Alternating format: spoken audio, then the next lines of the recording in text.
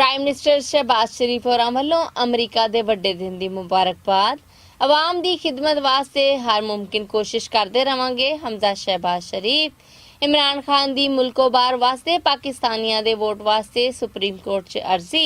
इमरान खान साडियां अगलियां नस्लां दी जंग लड़दा पिया है। यास्मीन राशिद।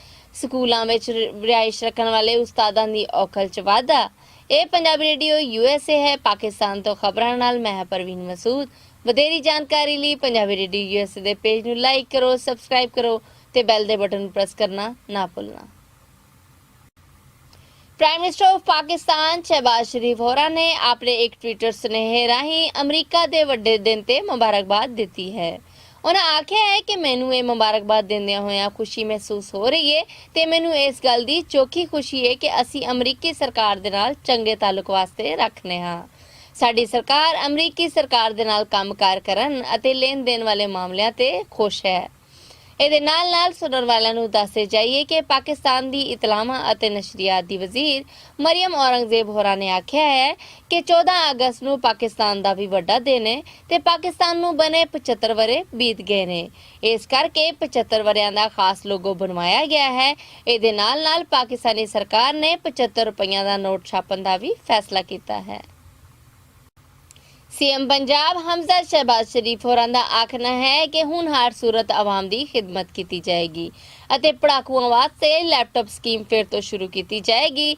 ਆਮ ਆਦਮੀ ਦੀ ਹਾਲਤ ਨੂੰ ਬਦਲਣ ਵਾਸਤੇ ਹਰ ਮੁਮਕਿਨ ਕੋਸ਼ਿਸ਼ ਕਰ ਰਹੇ ਹਾਂ। ਹਮਜ਼ਾ ਸ਼ਹਿਬਾਜ਼ ਹੋਰਾਂ ਦਾ ਆਖਣਾ ਸੀ ਕਿ ਅਸੀਂ ਔਖਲਾ ਤੋਂ ਨਹੀਂ ਘਬਰਾਉਂਦੇ, ਛੇਤੀ ਹੀ ਹਾਲਾਤ ਤੇ ਕਾਬੂ ਪਾ ਲਾਂਗੇ। ਅਜੇ ਮੇਰੀ ਕਬੀਨਾ ਬਣੀ ਨਹੀਂ ਸੀ, ਫਿਰ ਵੀ 200 ਅਰਬ ਦੀ ਛੋਟ ਦੇ ਨਾਲ ਆਟਾ ਸਸਤਾ ਕਰ ਦਿੱਤਾ ਤਾਂ ਕਿ ਗਰੀਬ ਆਵਾਮ ਦੇ ਘਰ ਰੋਟੀ ਪੱਕਦੀ ਰਹੇ। ਤਹਿਸੀਲ ਅਤੇ ਡਿਸਟ੍ਰਿਕਟ ਹਸਪਤਾਲਾਂ ਦੇ ਵਿੱਚ ਦਵਾਵਾਂ ਮੁਫਤ ਦਿੱਤੀਆਂ ਜਾ ਰਹੀਆਂ ਨੇ ਅਤੇ ਕੈਂਸਰ ਦੇ ਮਰੀਜ਼ਾਂ ਨੂੰ ਵੀ ਦਵਾਵਾਂ ਮੁਫਤ ਲੱਭ ਰਹੀਆਂ ਨੇ। ਸਰਕਾਰੀ ਹਸਪਤਾਲਾਂ ਦੀ OPD ਨੂੰ ਬਿਹਤਰ ਬਣਾ ਰਹੇ ਹਾਂ। ਮਜ਼ਦੂਰ ਦੀ ਘੱਟ ਤੋਂ ਘੱਟ ਮਜ਼ਦੂਰੀ 25,000 ਮਹੀਨਾ ਕਰ ਦਿੱਤੀ ਗਈ ਹੈ।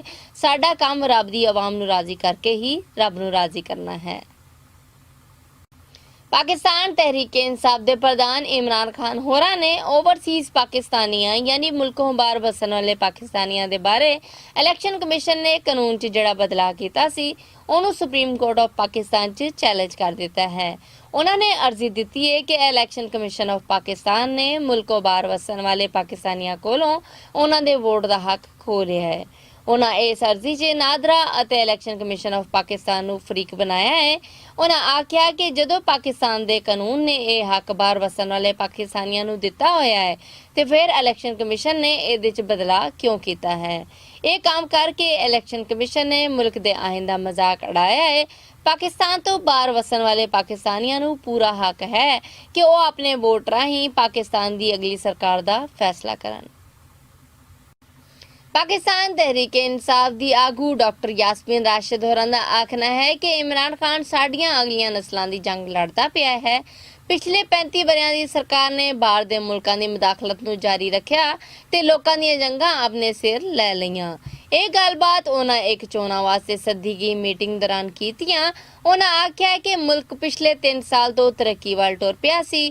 ਕੋਰੋਨਾ ਦੌਰਾਨ ਵੀ ਇਮਰਾਨ ਖਾਨ ਹੋਰਾਂ ਨੂੰ ਗਰੀਬ ਆਵਾਮ ਦਾ ਖਿਆਲ ਸੀ ਕਿ ਲੋਕਡਾਊਨ ਨਾ ਲਾਇਆ ਜਾਏ ਨਹੀਂ ਤੇ ਆਵਾਮ ਭੁੱਖ ਨਾ ਮਰ ਜਾਏਗੀ। ਫੈਸਲਾਬਾਦ 'ਚ ਕਪੜਾ ਬਣਾਉਣ ਵਾਲੀਆਂ ਲੂਮਾਂ ਚੱਲਦੀਆਂ ਰਹੀਆਂ ਤੇ ਗਰੀਬ ਆਦਮੀ ਨੂੰ ਰੋਜ਼ਗਾਰ ਲੱਭਦਾ ਰਿਹਾ। ਅੱਜ ਹਰ ਬੰਦਾ ਗੁਰਬਤ ਦੀ ਚੱਕੀ 'ਚ ਪਿਸਿਆ ਪਿਆ ਹੈ। ਅਸੀਂ ਕੱਲ ਵੀ ਇਮਰਾਨ ਖਾਨ ਦੇ ਨਾਲ ਖੜੇ ਸਾਂ, ਅਸੀਂ ਅੱਜ ਵੀ ਇਮਰਾਨ ਖਾਨ ਦੇ ਨਾਲ ਹੀ ਹਾਂ। ਸਕੂਲ ਐਜੂਕੇਸ਼ਨ ਡਿਪਾਰਟਮੈਂਟ ਪੰਜਾਬ ਨੇ ਸੂਬੇ ਭਰ ਦੇ ਸਕੂਲਾਂ 'ਚ ਟੀਚਰਾਂ ਅਤੇ ਬਾਕੀ ਸਟਾਫ ਦੇ ਲੋਕਾਂ ਦੀ ਰਿਹਾਇਸ਼ ਤੇ ਪਾਬੰਦੀ ਲਾ ਦਿੱਤੀ ਹੈ ਅਤੇ ਸਭ ਸਕੂਲਾਂ 'ਚ ਮੌਜੂਦ ਉਸਤਾਦਾਂ ਅਤੇ ਬਾਕੀ ਦੇ ਸਟਾਫ ਦੀ ਜਾਣਕਾਰੀ ਮੰਗ ਲਈ ਹੈ। ਮਹਿਕਮੇ ਮੁਜਬ ਉਸਤਾਦਾਂ ਅਤੇ ਬਾਕੀ ਸਟਾਫ ਦੇ ਸਕੂਲ ਦੇ ਵਿੱਚ ਰਿਹਾਇਸ਼ ਕਰਕੇ ਖਰਚਾ ਵੱਧ ਜਾਂਦਾ ਹੈ ਤੇ ਇਹ ਸਾਰਾ ਬਜਟ ਤਾਲੀਮ ਦਾ ਹੁੰਦਾ ਹੈ। ਸਕੂਲ ਐਜੂਕੇਸ਼ਨ ਡਿਪਾਰਟਮੈਂਟ ਵੱਲੋਂ ਆਖਣਾ ਹੈ ਕਿ ਉਸਤਾਦਾਂ ਅਤੇ ਬਾਕੀ ਦੇ ਸਟਾਫ ਆਪਣੇ ਤੌਰ ਤੇ ਕੋਈ ਹੋਰ ਰਿਹਾਇਸ਼ ਲੱਭਣ ਜਿਹੜੀ ਉਹਨਾਂ ਨੂੰ ਸਕੂਲ ਦੇ ਨੇੜੇ ਲੱਭੇ।